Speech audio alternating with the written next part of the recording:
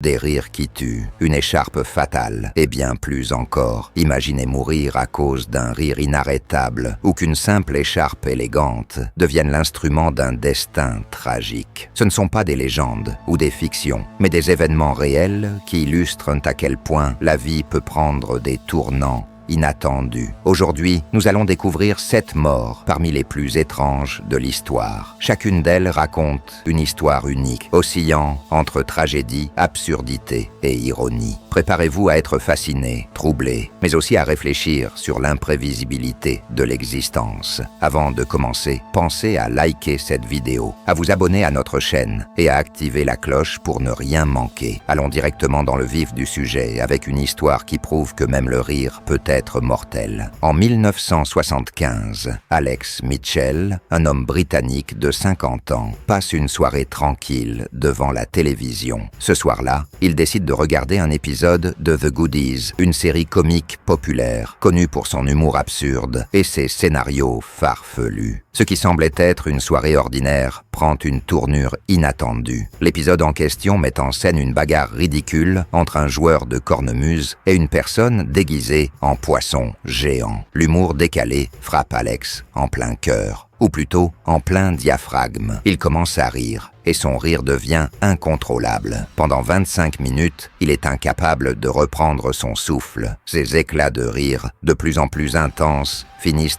par surmener son cœur. Sous les yeux de sa femme, il s'écroule soudainement, victime d'un arrêt cardiaque. Ce qui rend cette histoire encore plus marquante, c'est la réaction de sa femme. Plutôt que de blâmer les créateurs de la série, elle leur écrit une lettre pour les remercier d'avoir offert à son mari une fin remplie de joie. Elle raconte qu'il est mort en riant, une manière rare et inattendue de quitter ce monde. La mort d'Alex Mitchell est entrée dans les annales comme l'une des plus étranges de l'histoire. Elle illustre l'ironie de la vie. Une émotion positive et naturelle, comme le rire, peut parfois devenir fatale. Ce cas reste unique et rappelle que même les plaisirs simples de la vie peuvent cacher des dangers insoupçonnés. Franz Reichelt, surnommé le tailleur volant, était un inventeur autrichien résidant en France. Passionné d'aviation, il consacra sa vie à concevoir un parachute révolutionnaire. Son idée était de combiner un vêtement avec une structure de parachute, permettant aux aviateurs de se sauver en cas de panne en plein vol. Confiant dans sa création, Reichelt était persuadé que son invention allait changer l'histoire de l'aviation. Il obtient l'autorisation des autorités parisiennes pour tester son prototype depuis la tour Eiffel. Ce devait être un grand jour, un moment de gloire. Mais un détail important rend cette histoire encore plus étrange. Reichelt décide de ne pas utiliser un mannequin pour son test. Il est tellement sûr de son invention qu'il insiste pour en être lui-même le cobaye. Malgré les avertissements de ses amis et des spectateurs présents, il grimpe au premier étage de la tour, à une hauteur de 57 mètres. Sous le regard d'une foule médusée et des caméras de l'époque, il se prépare à sauter. Lorsqu'il se lance dans le vide, le parachute ne s'ouvre pas comme prévu. Au lieu de flotter doucement vers le sol, Reichelt chute brutalement et s'écrase au pied de la tour Eiffel, sous les yeux horrifiés des spectateurs. Il meurt sur le coup. Ce qui rend cette mort encore plus marquante, c'est le mélange de tragédie et d'audace. Reichelt était un homme plein de rêves, mais aussi d'une témérité qui a conduit à sa perte. Son décès a marqué l'histoire comme un exemple de l'obsession humaine pour l'innovation, mais aussi des risques de l'excès de confiance. Aujourd'hui, son histoire est souvent racontée pour rappeler que même les plus grandes ambitions doivent être accompagnées de prudence. Hans Steininger était le maire respecté de Braunau am Inn, une petite ville autrichienne du XVIe siècle. Mais ce qui rendait cet homme célèbre, c'était sa barbe incroyablement longue, mesurant plus d'1,40 m. Cette barbe, qu'il entretenait avec fierté, était non seulement un symbole de sagesse et de prestige, mais aussi une curiosité locale. Cependant, elle allait devenir l'instrument de sa mort. En 1567, un incendie éclate dans la ville, provoquant un chaos général. Tandis que les habitants tentent monnaie de fuir, Steininger pris de panique, oublie de rouler sa barbe comme il le faisait habituellement pour éviter qu'elle ne le gêne. Alors qu'il descend précipitamment des escaliers, sa barbe se coince sous son pied. Il perd l'équilibre, tombe violemment et se brise la nuque. Cette mort inattendue a laissé les habitants de Braunau stupéfaits. Comment un symbole de fierté personnelle peut-il causer une fin si absurde? Aujourd'hui, la barbe de Steininger est conservée dans un musée local. Un rappel ironique et macabre de cette histoire. Elle illustre parfaitement comment des détails insignifiants peuvent parfois avoir des conséquences mortelles.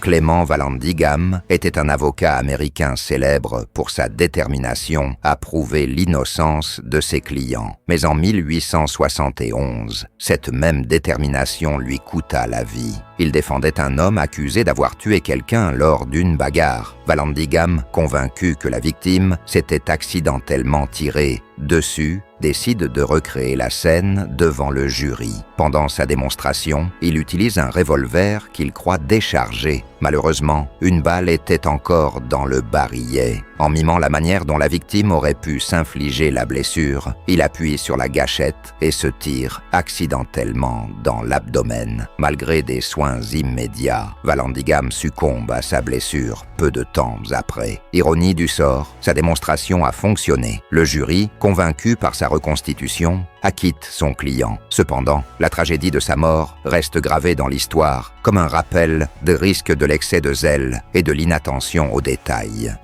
Draco, un législateur athénien du 7e siècle avant, JPC, est connu pour avoir créé des lois d'une sévérité extrême, d'où l'origine du terme draconien. Malgré son penchant pour les punitions strictes, il était très apprécié par ses concitoyens. Un jour, alors qu'il donnait un discours dans un théâtre bondé, les spectateurs, enthousiastes, décèment de lui témoigner leur admiration de manière peu commune. Dans l'Antiquité, il était coutume de lancer des objets comme des vêtements ou des couvertures en signe de respect. Mais ce jour-là, l'effusion d'admiration dépasse toutes les limites. La foule, dans un élan de ferveur, lance tellement de manteaux et de tissus sur Draco qu'il est littéralement enseveli. Incapable de respirer sous le poids des étoffes, il meurt étouffé. Cette mort, à la fois absurde et symbolique, montre comment même l'admiration peut devenir mortelle si elle est mal dirigée. Draco restera à jamais associé à ces lois strictes,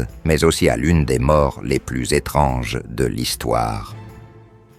Bobby Leach était un cascadeur célèbre pour avoir survécu à une chute spectaculaire dans un tonneau depuis les chutes du Niagara en 1911. Cet exploit audacieux lui a valu une renommée mondiale. Mais ironie du sort, ce n'est pas son goût pour le danger qui lui coûta la vie, mais une simple maladresse. En 1926, alors qu'il marchait dans une rue en Nouvelle-Zélande, Leach glisse sur une peau d'orange. La chute semble d'abord sans gravité, mais il se fracture la jambe. Malheureusement, une infection gangréneuse s'installe rapidement, et malgré une amputation pour tenter de le sauver, il succombe quelques jours plus tard. La mort de Bobby Leach illustre parfaitement l'ironie tragique de la vie. Après avoir survécu à l'un des exploits les plus dangereux de son époque, il périt à cause d'un incident banal.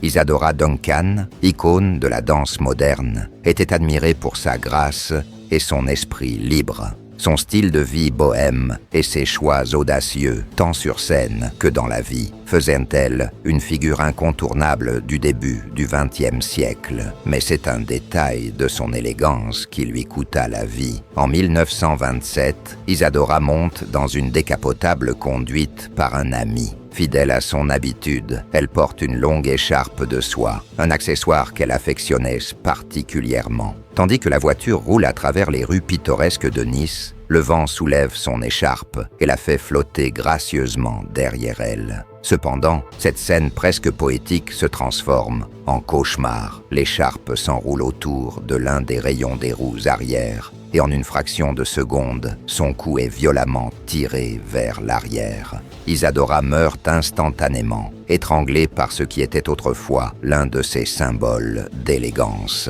Ce décès tragique choque le monde entier. Comment une femme si vivante, si pleine d'énergie, peut-elle être arrachée à la vie par un simple accessoire? Cette mort souligne l'ironie de l'existence. Ce qui fait notre singularité peut parfois devenir notre faiblesse. Aujourd'hui encore, Isadora Duncan est célébrée pour son impact sur le monde de la danse. Mais son décès reste l'un des plus étranges et mémorables de l'histoire. Son histoire continue de fasciner, rappelant à quel point la vie peut être imprévisible et fragile.